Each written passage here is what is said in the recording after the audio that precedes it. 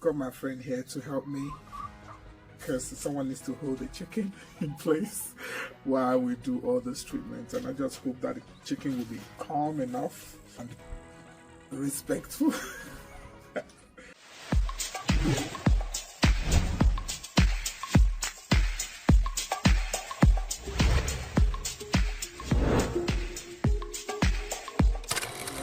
Thank you for joining this video today, and what I'm going to be doing today is, like I said the last time in our last video, one of the hens was injured by the other hens, so I've got some stuff to kind of treat it this morning.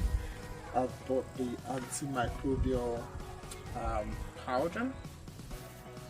I also have got here Tamodine, is more like an iodine product to help veterinary wound and skin cleansing. And I also have got here, distilled water. I make this distilled water myself for cleaning. Boiled water, allow the water to cool down, and then I put two teaspoons of salt and mix together.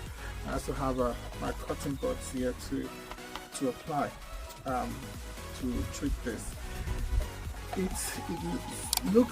It may it's funny because I don't know how this is going to work out, because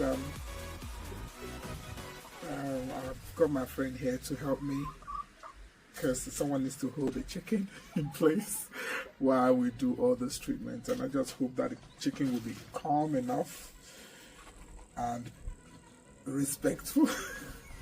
That's how we can do this gently, so it doesn't get hurt or whatever, which wasn't the intention. So if I complete this treatment, I'll still keep the chicken here to stay for isolation. Stay isolated from the other ones so they don't pick it up again. So that's what I want to do this morning, and I've got my friend here to help me. So yeah, let's see how it goes. I'll show you guys how I'm doing it. If you feel I could do it in another way, a suggestion, just let me know. But that is what I think I will do.